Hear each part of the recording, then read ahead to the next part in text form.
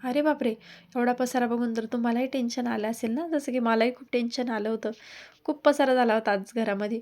आज तब्येत बरी नव्हती त्यामुळे फक्त आधी स्वयंपाक आवरून घेतला आणि बाकी जेवढा पसारा होईल तेवढा होऊ दिला. आणि म्हटलं चला, आता काय हे काम काय आपल्याला चुकणार नाहीये. बरं वाटत नसलं तरी पण हे काम आपल्याला नंतर काय ना आत्ता काय करावं तर आपल्यालाच लागणार आहे. म्हणलं मग चला पटकनपैकी घर वगैरे झाडून घेतलं. खाली सगळा जेवढा पसारा झाला होता तेवढा आवरून घेतला. आणि आज तर ना खरं म्हणजे अश्वथ अगस्त्यापेक्षा आज मीच जास्त पसारा केला होता. त्यामुळे म्हटलं चला आवरून घेऊया. मग अशा प्रकारे पटकन मी भांडे वगैरे आवरून घेतले. खूप भांडे झाले होते, की गॅस ओटा घासून घेतला, सगळं किचन आवरून घेतलं. तेव्हा कुठं मला थोडंसं असं जरा बरं वाटायला लागलं. कितीही कंटाळा आला असला ना, तरी आपल्याला काही ही कामं, घरातली कामं, भांडे वगैरे हे काही चुकत नाही. त्याच्यामुळे नंतर काय ना, आत्ता काय टाईमपास करून काही फायदा नसतो. त्याच्यामुळे मी म्हटलं चला आवरून घेऊ. आणि त्या किचनकडं मला बघवलं जात नव्हतं. एवढा पसारा झाला होता आज किचनवरती, किचन ओट्यावर. तर अशा प्रकारे मस्तपैकी मी पटपट आवरून घेतलं. आजचा तर काही ब्लॉग व्हिडिओ होणार नाही आहे. फक्त सुरुवातीला मी ही छोटीशी क्लिप घेतली होती आज. आज तर मी माझ्या मनातलं बोलणार आहे थोडंसं तुमच्याशी. तर ते मी आता तुम्हाला सांगतेच पुढं. आजचा काय विषय आहे तर ते. नमस्कार मित्र आणि मैत्रिणींनो, मी प्रणाली आणि माझ्या नवीन एका व्हिडिओमध्ये तुमच्या मनापासून स्वागत करते. तर आजचा हा आपला डेली ब्लॉग होणार नाही आहे, तर हा एक छोटासा व्हिडिओ होणार आहे. तर त्यामध्ये मी तुम्हाला आज थोडंसं चला आज आपण आपल्या मनातलं बोलूया. तर चला व्हिडिओला सुरुवात करू. तर आज ना जरा तब्येत बरी नसल्यामुळं म्हटलं चला आज आपण डेली ब्लॉग न शूट करता एक छोटासा व्हिडिओ घेऊ. काही थोडंसं त्याच्यामुळे आज काही करायची कॅपॅसिटीच नव्हती तब्येत बरी नसल्यामुळं. तर आज आहे ना आपण थोडंसं ज्या हाऊसवाईफ आहेत, ज्या गृहिणी आहेत, त्यांच्या थोडंसं मनातलं किंवा आज जे माझ्या मनात आहे किंवा माझ्या मनातलं या विषयावर आपण थोडंसं बोलूया. तर कसं असतं ना बायकांचं आयुष्य म्हणजे नॉनस्टॉप सगळ्या गोष्टी माणसाला बायकांना करतच राहावं लागतात. मग आजारी असो किंवा काहीही असो, पण आईला मुलांकडे बघावंच लागतं, घराकडे बघावंच लागतं. तर तसंच काही झालं आज म्हणजे अजिबात काही करायची इच्छा नव्हती. तब्येतच बरी नव्हती आणि खूप सर्दी झाली. सर्दी झाल्यामुळं पूर्ण बॉडी पेन होतंय. असं वाटलं आज मला असा एक दिवस असा मस्तपैकी सुट्टीचा, काहीच करायचं टेन्शन नाही. आज असं म्हणजे माणसाला आजारी असलं का थोडं असं वाटतं कोणीतरी आपल्याला पॅम्पर करावं किंवा मग आज आपल्याला एक सुट्टी मिळावं. पण आपल्या बायकांच्या आयुष्यामध्ये तसं काही होत नाही. किती आजारी असलं तरी करावंच लागतं. आणि ही काही माझी एकटीचीच गोष्ट नाही आहे, तर ही सगळ्याच बायकांची हीच गोष्ट आहे. कोणी सासू असेल, कोणी सून असेल, कोणाची बायको असेल, तुम्ही कोणाची आई असाल, तरी पण सगळ्यांच्या घरी हीच गोष्ट आहे. बायकांना रेस्ट नसतो, बायकांना सुट्टी नसते. रोजचे कामं ठरलेले ते करावंच लागतात. सगळ्यांना वेळेवर जेवायलाच लागतं, मुलांना किंवा घरच्यांना किंवा आपल्याला स्वतःला पण. त्याच्यामुळं त्याच्यामुळं रेस्ट ही नावाची गोष्ट बायकांच्या. तर बायकांना सुट्टी फक्त म्हणजे असते ती माहेरी गेल्यावर. माहेरी गेल्यावर काही टेन्शन नाही, काहीच नाही. मुलं सांभाळायला पण आई किंवा कोणी आजी किंवा कोणी असतंच. आणि त्यामुळं माहेरी गेलं की बायकांची मस्तपैकी म्हणजे खूप रिलॅक्स करू शकतात. त्याच्यासाठीच तर सगळ्यांसाठी म्हणजे माहेर पण लावलेलं आहे. आणि ना अशामध्ये समजा कोणी तुम्हाला प्रेमाने विचारलं की आता बरं वाटतंय का, किंवा मग दवाखान्यात जाऊ नये स्पेशली घरच्यांनी, तर म्हणजे ते विचारलं ना तर मग त्यामध्येच आपल्याला म्हणजे खूप बरं वाटायला लागतं की नाही आपलं कोणीतरी विचारपूस, आपण त्यांच्यासाठी सर्व करत असतो. पण त्यांच्या जर एक गोष्ट विचारल्याने ना आपलं पूर्ण दुखणंच पळून जातं. आणि दुसरा टॉपिक असा आहे आजचा की माझ्या यूट्यूब चॅनलबद्दल.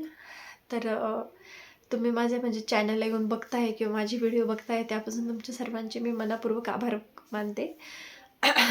तर म्हणजे छान रिस्पॉन्स मिळतो नवीन यूट्यूब चॅनल असून सुद्धा.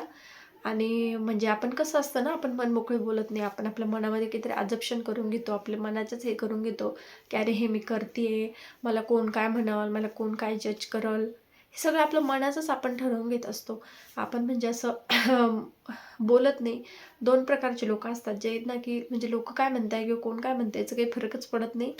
आणि कोणी कोणी असे असतात की हां लोक काय म्हणतील किंवा हे योग्य आहे का, हे समोर जे आहे त्यांना हे पटतंय का. तर असं काहीच भाग नसतो. आपण जर चांगलं काम करतोय तर कोण काय म्हणणार आहे, काय आपण ते मनातच ठरवून घेतो आपला आपला आणि गैरसमज करून घेतो. तर असं काही नाही आहे. मी तर स्वतःला खूप थँकफुल नशीबवान समजते की मला आमच्या घरी म्हणजे सगळ्यांचा सपोर्ट आहे. नवऱ्याचा आहे, सगळ्यांचा आहे, आई पप्पाचा आहे. तर माणसाने ना म्हणजे प्रत्येक जी गोष्ट मिळाली ना तर त्याच्यासाठी माणसाने थँक्स म्हणजे बोलायला शिकलं पाहिजे. त्याच्यामुळे म्हणजे खूप फरक पडतो. कदाचित कोणी असंही असेल त्यांना म्हणजे असंच घरी काहीतरी नवीन करायची इच्छा असेल किंवा स्वतःचं काहीतरी ओळख निर्माण करायची इच्छा असेल, पण सगळ्याच बायकांना अशी घरून परमिशन मिळती किंवा सर्वांनाच ह्या गोष्टी करता येतात असं नाही आहे. जर आपल्याला करता येत असेल, आपले फॅमिली मेंबर आपल्याला सपोर्टिव्ह असतील, तर खरंच त्याच्यासाठी त्यांचे थँक्स बोलले पाहिजे. आणि तसंच ज्यांनी माझ्या चॅनलला सबस्क्राईब केलं आहे आणि जे माझे व्हिडिओ बघतायत त्यांचे पण मी मनापासून आभार. तर असं आहे, घरून सपोर्ट छान आहे. ते बोलले की तू करू शकते, काय अडचण नाही. आई पण बोलल्या करायचं म्हणे, मग काय अडचण आहे त्याला. ताई पण बोलल्या छान करताय किंवा व्हिडिओ वगैरे चांगले बनवताय. असं जर कोणी बोललं ना तर माणसाला थोडंसं असं उत्साह येतो काहीतरी नवीन गोष्ट करायला किंवा आपण जे करतोय त्याच्यासाठी माणसाला थोडंसं पुशअप भेटतो आणि आपण परत जोमाने ती गोष्ट करायला लागतो. तर असं काही होतं आज माझं थोडंसं मनामधलं की म्हणलं आज आपण ब्लॉग न शूट करता आपण आज थोडंसं आपल्या मनातलंच बोलूया.